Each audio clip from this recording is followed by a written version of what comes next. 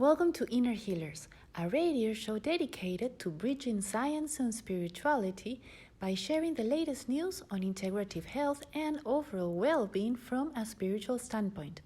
My name is Luciana Stiglitz. I'm a bachelor in alternative medicines and the producer of Inner Healers radio show. I will be your host in this adventure to remember you can heal from within. You are an inner healer. Hello, everybody. Hi, dear friends from Inner Healers.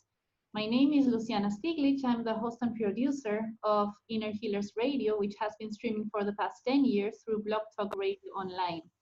Today, due to this pandemic, we are trying to get closer to you, and to do that, we are starting these live videos that get recorded, and then we're uploading them to our Blog Talk Radio and to YouTube so that you can share them with those you love.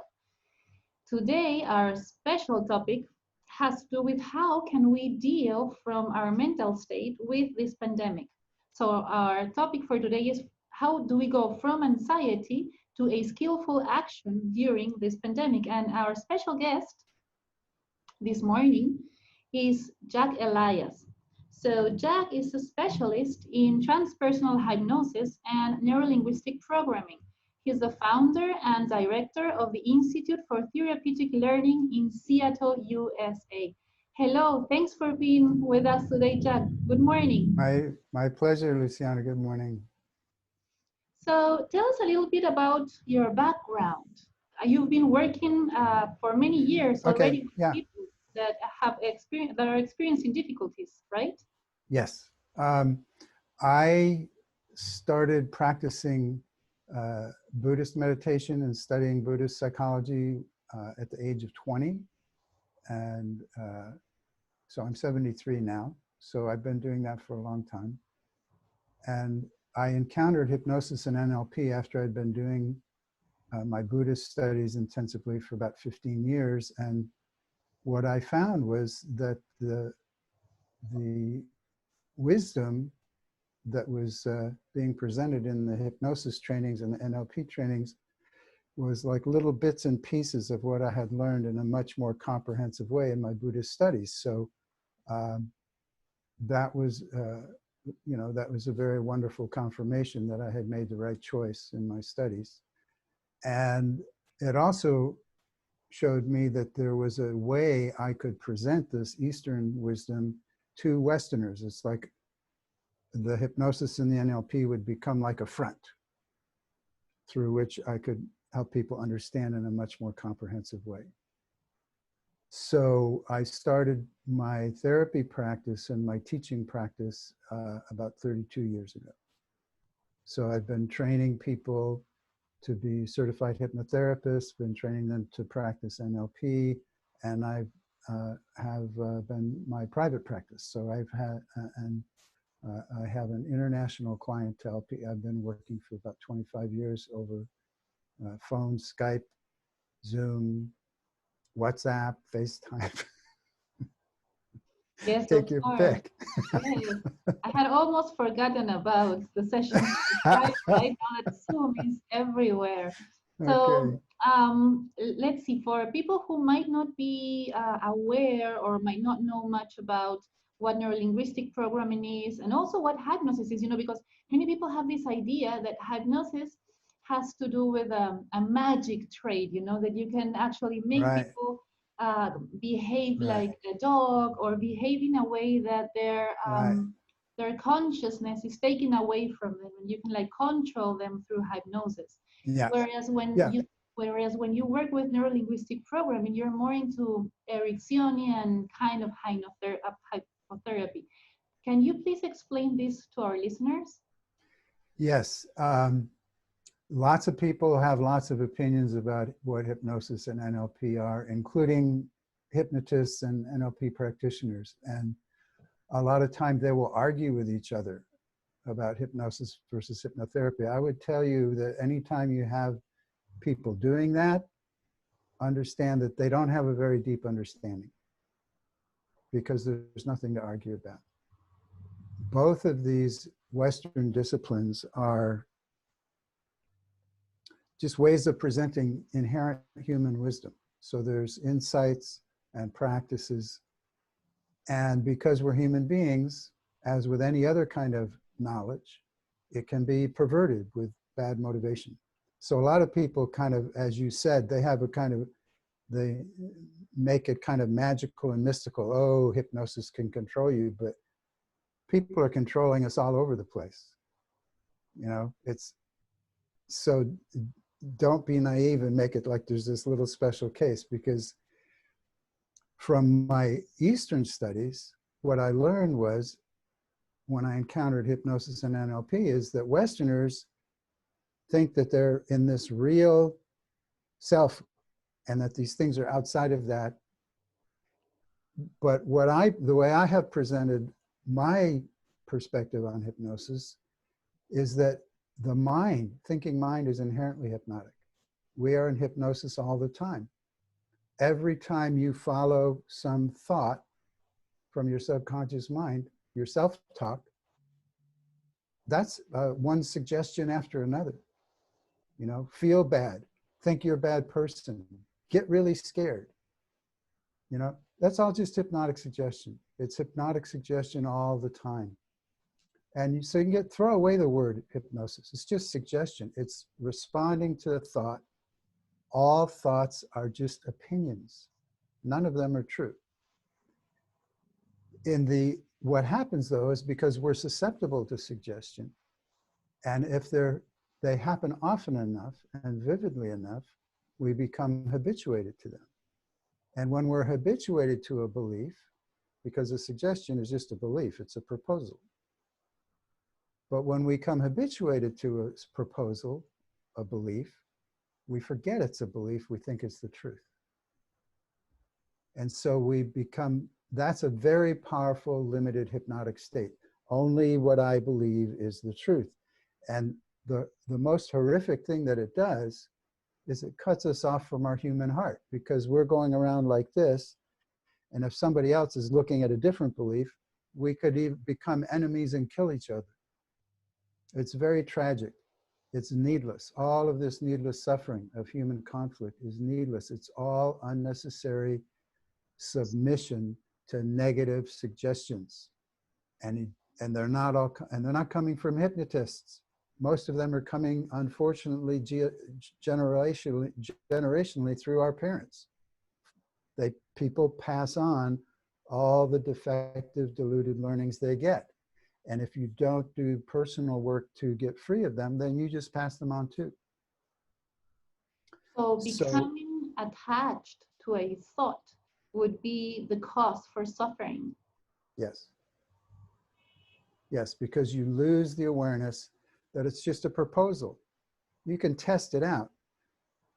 And then if you don't get the results, test something else out. So one aspect of being entranced by suggestions is that we live in a moralistic world. And what I mean, the problem with the moral, like people might say, well, what's the problem with morality? You have good, you have bad. It's important to have morality. But what they don't understand is those opinions about what's good and bad are relative. Something in one society is good and another society is bad. So it's still opinion. But when you think of it as my morality, again, you say it's the truth.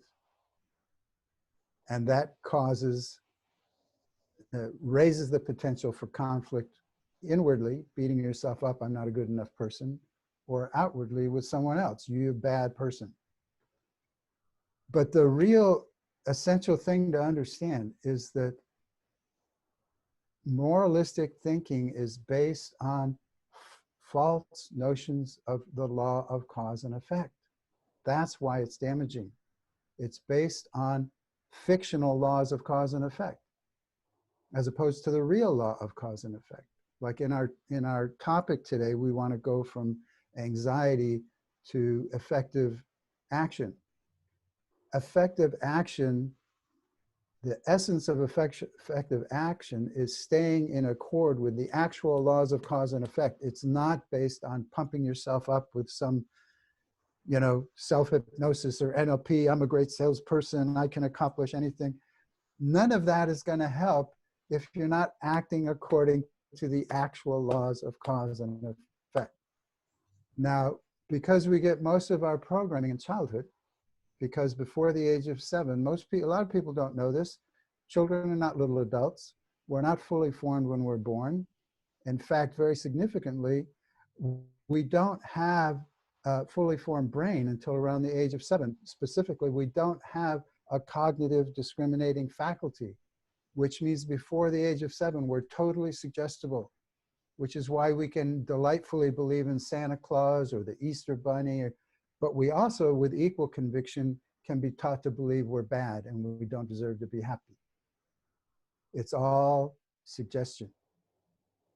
So in a way, doing transpersonal work and going through hypnosis therapy and going through neurolinguistic programming can actually help us confront those beliefs that, as you were saying, sometimes we just inherit them from our ancestors, from our parents or whomever we're growing up with, Right. be it parents, be it grandparents, be it teachers at school, be it our uncles.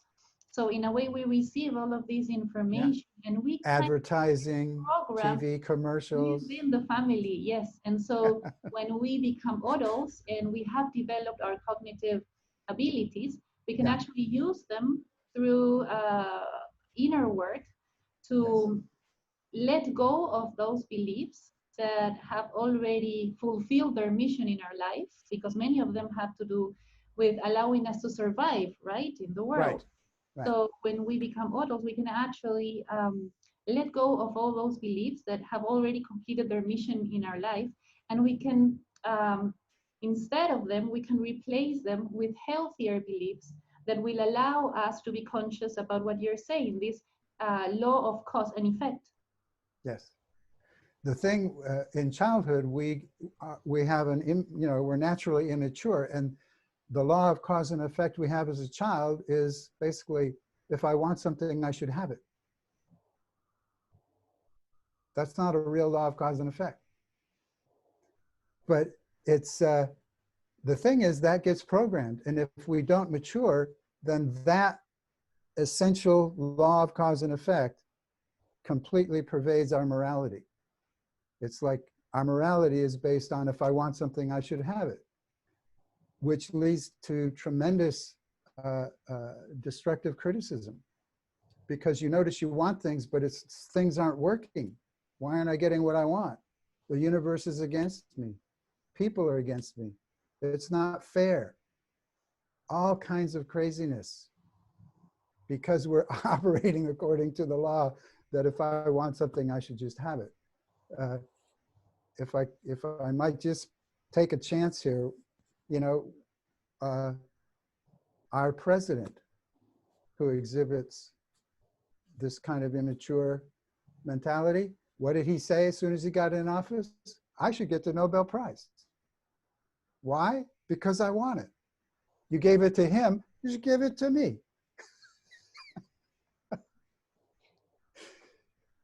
I'm not trying to pick on him. He's not the only one. If he were the only one, he couldn't be in power. So we have to look at these things in ourselves and not be distracted by the fact that other people have this problem too.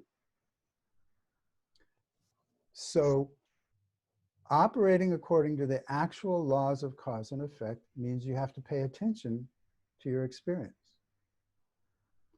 Like most people would acknowledge, they have constant internal subconscious gossip going on, self-talk, right? So we're very familiar with thinking.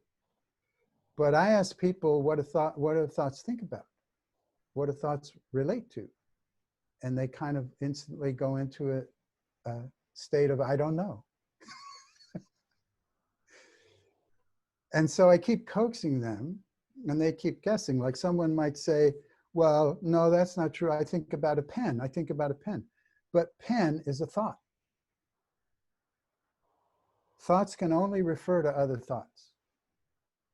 When you really get that, and you could really get it right now, because it's not rocket science. It's very simple. Thoughts can only refer to other thoughts, which means it's impossible to think about yourself. You are not a thought. but everybody thinks they're thinking about themselves in their soap opera of their life. What's going good, what's going bad, what I'm afraid of, what I'm happy. They think they're thinking about themselves. And they suffer a lot because they have a big story based on their past failings about why they're not good enough. They think those are valid because they're valid memories, and they think this is valid that I'm a bad person, say.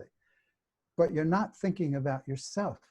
You're thinking about an idea of self, which means who you think you are is your essential and most profound hypnotic suggestion. It's a bundle of suggestions about who you are.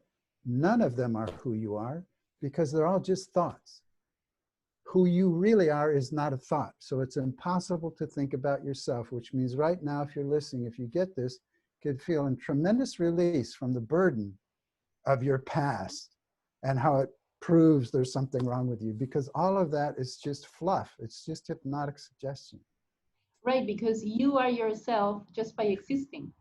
So you You are the can't, fact of being here, and that's it. yeah, Everything yeah, else are just things that you tell yourself constantly, and so your reality is created. yes. And you cannot be an object of awareness. So you can never look at yourself. I'm going to look at my real self. It's impossible. You can't be an object in awareness that you can see as an object, because that would mean you're separate from it, which would mean it's not you. Right.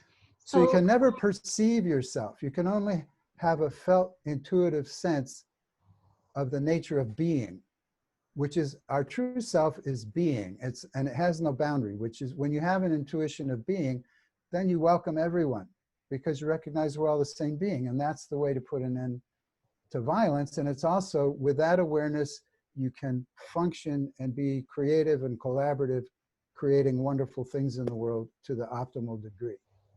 beautifully said.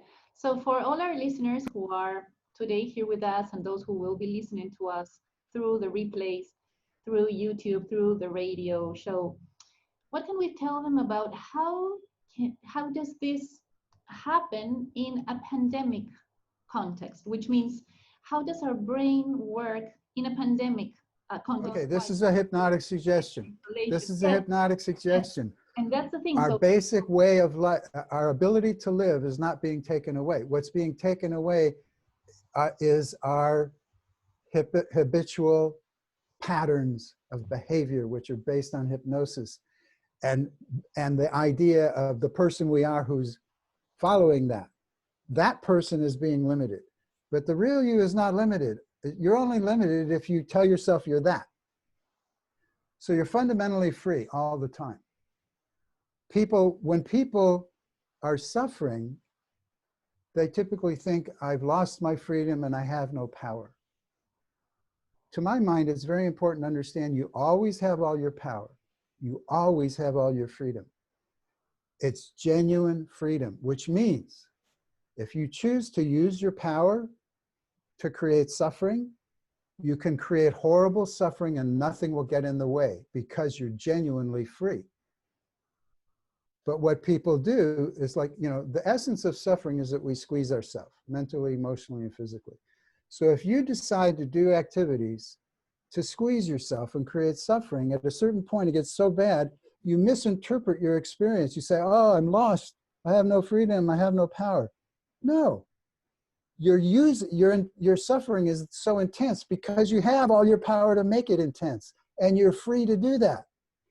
If you have that understanding, instead of buying into the suggestion, I've lost my power and I have no freedom, if you remember, I'm always free and always powerful, when you've been inattentive so long that you create it, the pain eventually is going to wake you up and you can go, wait a minute, why am I doing this with my power? And you can let it go. But if you feel it and think I've lost all my power, you unwittingly squeeze even harder. there's a psychiatrist in story called Viktor Frankl. Yes. He was a Jew that had to go through concentration camps, and he experienced a lot of loss, and he experienced being in prison, and he experienced fear of death because people were dying through gas chambers. And he came up with this understanding that nobody can actually take freedom away from you, which is what you're basically saying. Because wherever you are, just by the fact of existing, of being here, being present, you can exercise your freedom by choosing how to act in every situation, uh, not disregarding whatever is actually happening outside of you. Right. Yeah. If you can release fearful identification with the body mind, fearful identification with your idea of self, you stay in the flow of being. And that being is incredibly resilient and powerful. And in terms of your ability to think and your physical well-being as well. There's a story of another prisoner when they were liberating one of the camps. And there's this one prisoner who could speak some English. So he was helping them sort people out and find out where they were from and stuff. And, everybody was in a horrible state. But this translator guy, he seemed pretty healthy and clear and energized. And so they assumed he'd only been there a few months. And so when they finally got around to asking him, everyone else is suffering so terribly, you seem pretty good. Were you just a recent arrival? And he says, no, I've been here for 10 years. But well, not 10 years, 6 years, I guess. And then he shared how he realized very early on that the only way to survive was to care about other people. And that actually kept him healthy and vital. Yes, definitely. Because when you don't squeezing is how we block the inherent, natural, spontaneous flow of our healthy, renewing energy, which is being itself. When we squeeze, we cut that off.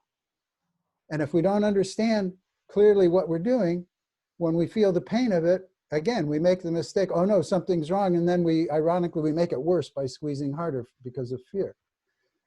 But when you release the fearful squeezing, everything gets better. Your intelligence gets better, your health gets better, your creative ability gets better. We have a very strong hypnotic suggestion, however, that fear is our friend. People don't want to let go of it. And that's because it's all involved with moralistic, defective cause and effect thinking. If you understand that fear is never your friend, and I'm not talking about fight or flight instinct, that's a totally different thing. I'm talking about psychological fear.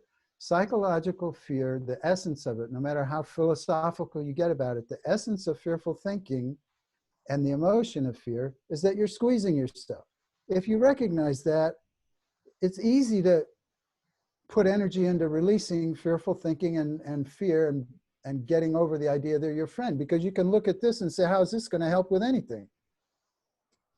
Yes, in a way, what you say is that you contract, and yes. Life actually exists in movement. So whenever you just don't, it's like you not only move, like physically moving, but you also move by moving your thoughts. So you're constantly moving, even though you feel like you're trapped inside your house, for example, what's happening in this pandemic, right? So can we talk to our listeners a bit about how does the brain work, in the sense that when we feel that something is attacking us, or that something outside of us wants to mess with our ability to live, then we have this reaction, which is totally normal, which is what you were talking about, which is the fight or flight response. Because if not, you just freeze. And if you are in the middle of the forest and then you see a lion, you either run away or you attack the lion, because if you get frozen, you get eaten by the lion. So maybe many of our listeners right now who are having a difficulty to deal with isolation and with the fear of dying because of this virus, maybe these people would like to know how to get from a fearful standpoint, which is I fear for my life,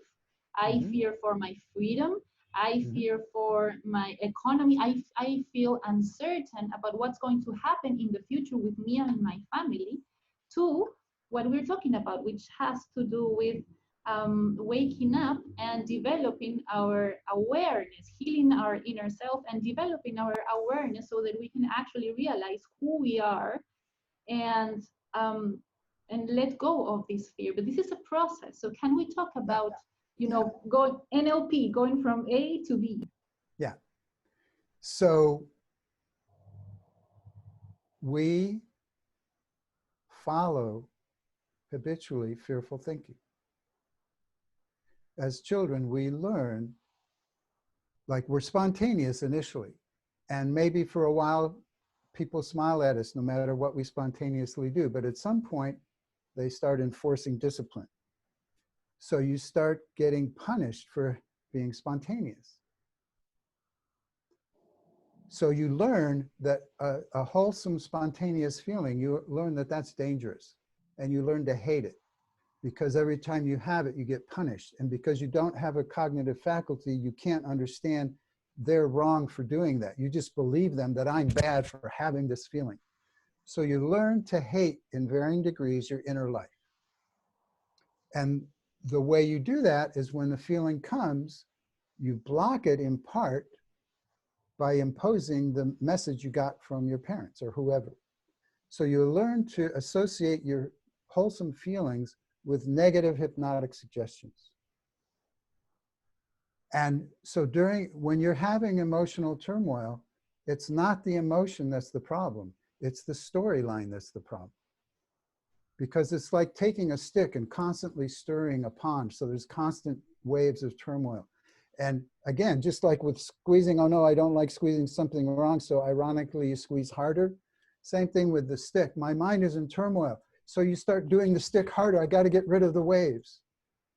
The thing to do is go the opposite direction and back off. And you have to practice recognizing that you can feel the energy of feelings. You don't need to name it.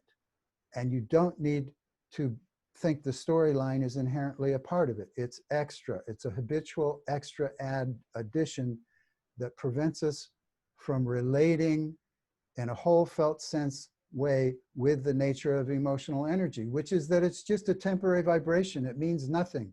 Your emotions don't mean anything about you.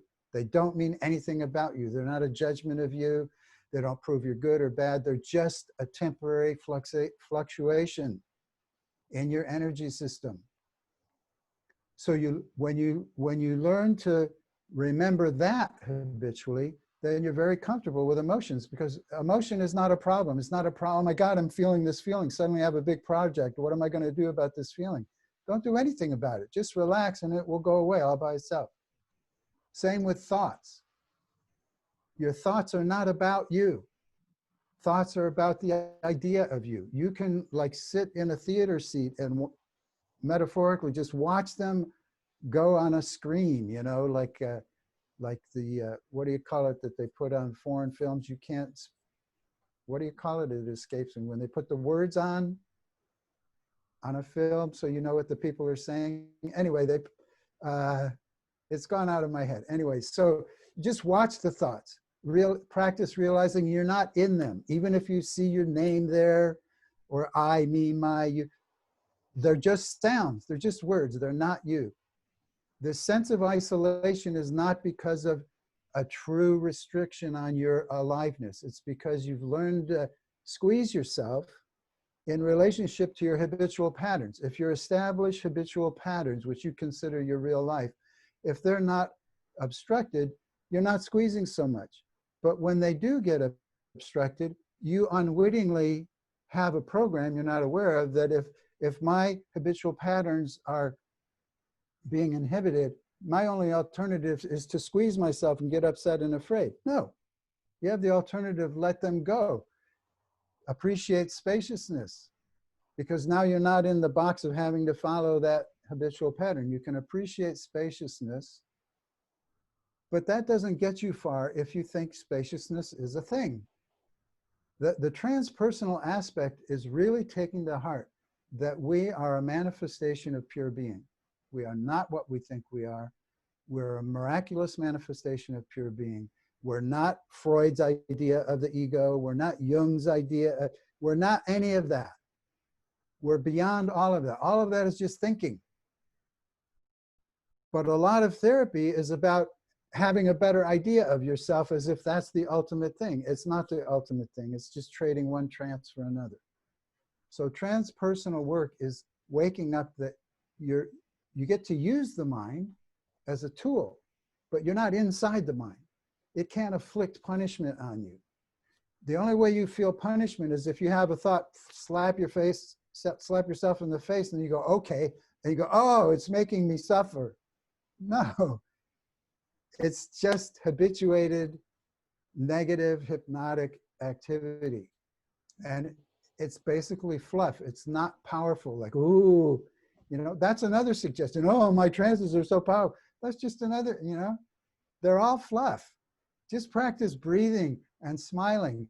And like Viktor Frankl and this other person, the way to keep your freedom when you're physically in a box is to make some gesture as best you can to help others. Pray for others. If you can do nothing else, realize everyone is, so many millions of people are suffering the same thing you are. Pray that everyone finds relief and peace.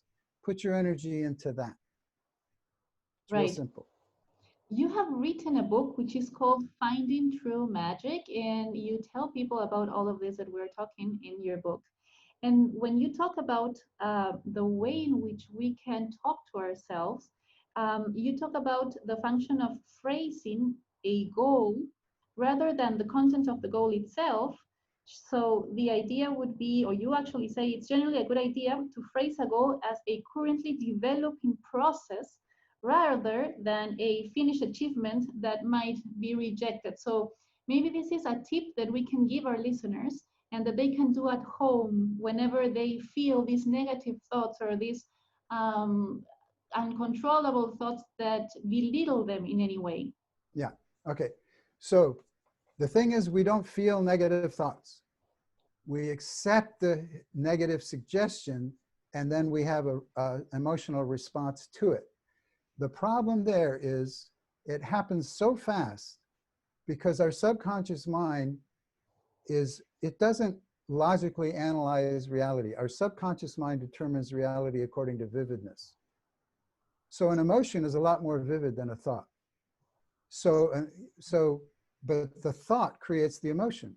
But because the emotion is so vivid, we immediately focus on the emotion. We have no idea that we're creating it. We think it's coming from outside at us. So one thing a person can do is recapture awareness of their process of creating their emotional state, which is when you have an emotion, first relax with it, practice. It's an opportunity to recognize this doesn't mean anything about me. I can relax and feel this energy. What do I have to think? What do I have to believe to generate this energy? And then inquire into that. Maybe, especially in the beginning, best sit down and write it. Write down, what do I have to believe to generate this emotion? And then write the first thing that comes up. Typically, it will be a belief, because that's but the thing is, beliefs are like layers of an onion. Don't settle for the first belief. Then you go, well, what do I have to believe that belief? And then what do I have to believe that belief?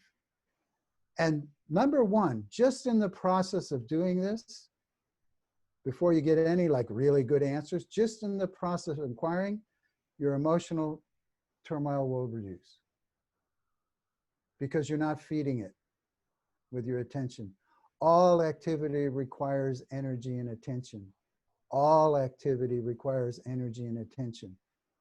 Any energy and attention you're putting into one activity is not available for another activity. So again, if you want to create something genuinely beneficial, that would be an activity requiring energy and attention. Any energy and attention you put into worrying about if you're going to be successful, or what are other people going to think of you, any kind of fearful thinking requires energy and attention too. So any energy and attention you're putting into fear and worry and judgment is energy and attention not available to do the thing you want to do. So you're not going to be able to do it as well. Understanding this simple understanding can help you reject fear, because now it's not a moralistic struggle. Like, oh, I have to be. You recognize it just in terms of systems. If I put 50% of my energy over there, this is going to go a lot slower than if I put 100% of my energy into it. And the thing that you mentioned about a present process as opposed to a fixed goal, when you have a fixed goal, you tend to dump all of your habitual patterns of hope and fear into that and lose the awareness that to accomplish a goal requires following the laws of cause and effect that will actually produce that goal. And following the laws of effect is a moment-by-moment thing. So you want to be engaged in a moment-by-moment process of making an action and noticing the feedback and making adjustments. So that's being very involved in present activity. You have the goal in mind, but you're not fixating on it, which means generating hope and fear. And then when you get some feedback that a proposal you had about, well, I think I should go this way to get there, and then it gets blocked, if that goal is fixed, it's going to tend to make you go into the false cause and effect from childhood, which was, wait a minute, I want that, so I should have it. This is so unfair. I can't do it. What's wrong with me? Right.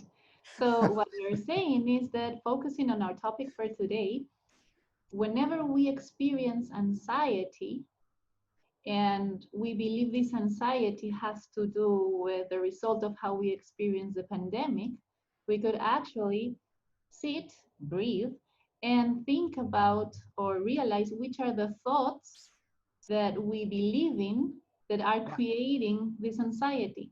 Yes. And so we create anxiety. We create our emotional turmoil because the emotional is the response to what we think, what we believe. Now, not only do you have to think fearful thoughts to create anxiety, even if you think fearful thoughts, you could recognize, even though I'm thinking fearful thoughts, I still don't have to respond to them. So it's a lot easier than people think. People think they have to get rid of the thoughts, they have to get rid of them. No, you just can notice them and not respond because they're just thoughts about other thoughts. They're not about you.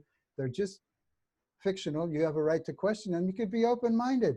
You say, maybe you're right, but before I get upset, it's only fair you show me the evidence. If you can show me the evidence, then I'll get upset. There's never any evidence. There's only opinion. Right. Thank you so much, Jack, for being with us today. Are there any ideas you would like to share with our listeners before we finish the show? Sure. I work with people internationally via virtual work. If they want to do private work with me, I have trainings. I do seminars. I have a lot of products. I have a lot of free products like YouTube clips and my articles in my blog at jackelias.com, which is another website where I keep my blog. So jackelias.com, findingtruemagic.com if they want to get in touch with me and see what I have to offer. I'd love to work with everybody.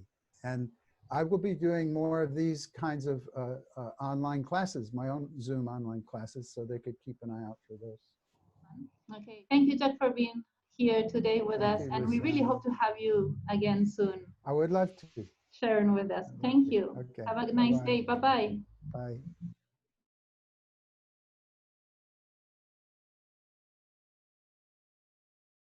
You've been listening to Inner Healers, a radio show dedicated to sharing the latest news on integrative health, overall well-being, and spirituality.